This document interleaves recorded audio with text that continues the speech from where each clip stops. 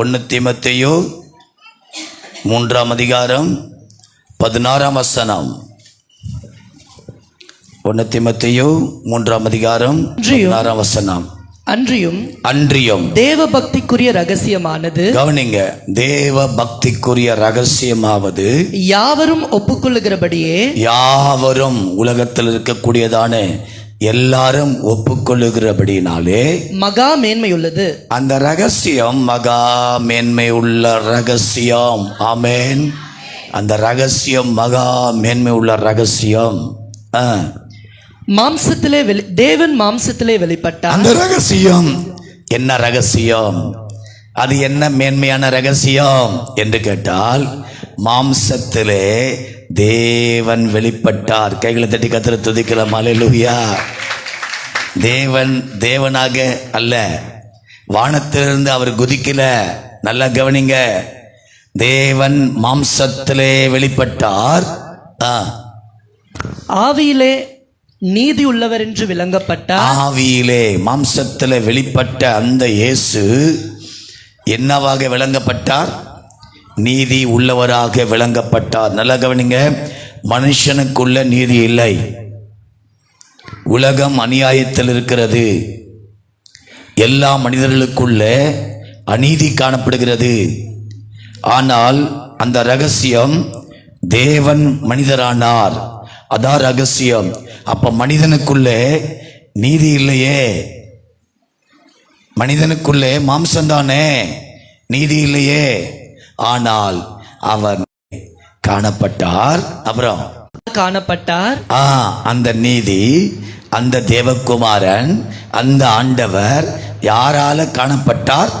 தேவ தூதர்களால காணப்பட்டார். புறஜாதிகளிடத்தில் பிரசங்கிக்கப்பட்டார். புறஜாதியாரிடத்திலே பிரசங்கிக்கப்பட்டார். யார் பிரசங்கிக்கப்பட்டார்? புறஜாதியாரிடத்திலே இயேசு கிறிஸ்து பிரசங்கிக்கப்பட்டார். உங்களுக்கு எல்லாருக்கும் தெரியும்.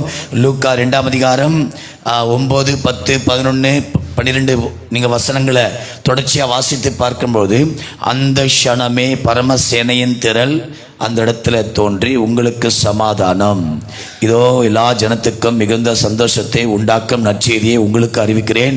இன்று கர்த்தராகிய கிறிஸ்து என்னும் இரட்சகர் உங்களுக்கு தாவீதின் ஊரிலே பிறந்திருக்கிறார். பிள்ளையை துணிகளில் சுற்றி முன்னணியிலே கிடத்திருக்க காண்பீர்கள். இதுவே உங்களுக்கு அடையாளம். அடையாளத்தோடு கூட ஆண்டவர் பிறந்திருக்கிறார். ஒரு ஆமென் சொல்லுங்க பார்க்கலாம். இது ரகசியம். கிறிஸ்துவின் பிறப்பு ஒருவேளை இது ரகசியம், ஆனால் அந்த ரகசியம் வெளிப்படுத்தப்பட்டது, தேவ தூதர்களால் பார்க்கப்பட்டது, தேவ தூதர்களால் பிரசங்கிக்கப்பட்டது. மெய்ப்பர்களுக்கு தேவ தூதர்கள் நின்று சொல்லுகிறார்கள், பயப்படாதிருங்கள் என்று சொல்லுகிறார்கள். மெய்ப்பர்கள் அதே போல தேவ தூதர்கள் சொன்னதை கேட்டு உடனே புறப்பட்டு போய் பெத்லகேமிலே பிறந்திருக்கக்கூடியதான அந்த மேசியாவை, இயேசு கிறிஸ்துவை கண்டார்கள் என்று வேதத்தில் வாசிக்கிறோம். கைகளை தட்டி கர்த்தரை துதிக்கலாம். கண்டார்கள், மேசியாவை கண்டார்கள்.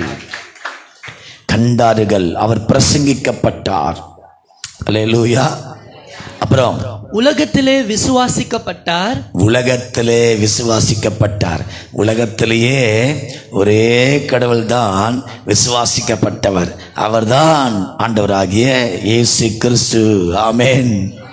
அவர்தான் ஆண்டவராகிய இயேசு கிறிஸ்து. ஏன் விசுவாசிக்கப்பட்டார் அப்படின்னு கேட்டீங்கன்னா, பாவ மன்னிப்பின் நிச்சயத்தை கொடுக்கிறவர் அந்த இயேசுதான்.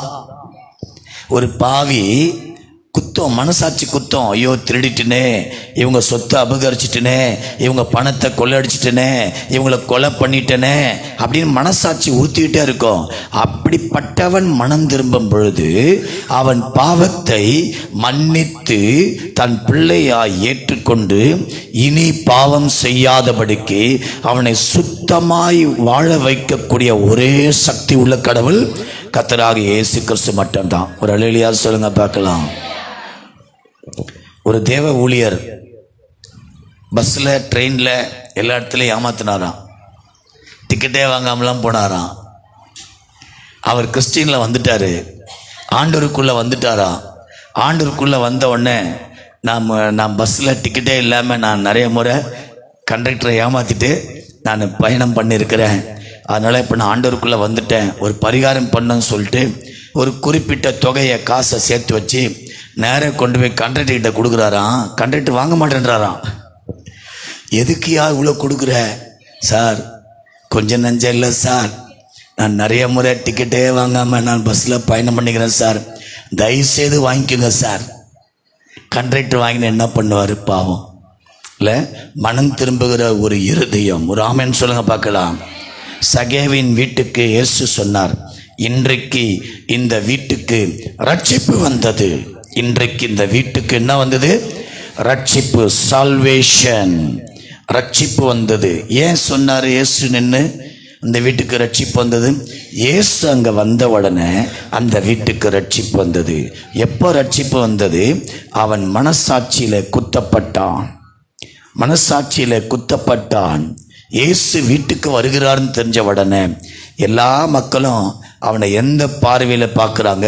இவன் பாவியான மனிதனாச்சே, இவன் ஒரு பாவியாச்சே, இவன் ஒரு பாவியான மனிதன், இந்த பாவியான மனிதனுடைய வீட்டுக்கு இயேசு போகிறாரே அப்படின்னு நினச்சி எல்லாரும் என்ன பண்ணாங்க? அந்த பார்வையில் அவனை பார்த்த உடனே ஆண்டவர் இவனை பார்க்குறாரு, மக்களும் அவனை பார்க்குறாங்க. ஆண்டவர் பார்வையும் மக்கள் பார்வையும் அந்த சகேவின் மீது பட்ட உடனே மனம் திரும்புகிறான். என்ன மனம் திரும்புகிறான்? ஆண்டவரே, யாருக்கிட்ட ஜெபம், யாருக்கிட்ட பொருத்தனை, யாருக்கிட்ட அர்ப்பணிப்பு? ஆண்டவரிடத்தில். ஆண்டவரே, யாரிடத்திலேயாவது நான் அநியாயமாய் வாங்கியிருந்தால் அதை நான் நாளத்தனையாக என்ன பண்ணுறேன்? திரும்ப தந்து விடுகிறேன். பணத்தை ரிட்டர்ன் பண்ணுறேன். கமிட்மெண்ட், அர்ப்பணிப்பு, ஒப்பு கொடுத்தல், மனம் திரும்புதல். அது மட்டும் இல்லை, என் ஆஸ்திகளில் பாதியை யாருக்கு கொடுக்க போகிறேன்? ஏழைகளுக்கெல்லாம் கொடுக்குறோம்ப்பா. இவ்வளோ நாள் ஏழைகளுடைய வயிற்றில் நான் அடித்தேன், ஏழைகளை ஏமாத்தினேன், கெட்ட வாழ்க்கை வாழ்ந்துட்டு இருந்தேன், என்னை பார்க்குறவங்களாம் என்னை வெறுப்பாங்க.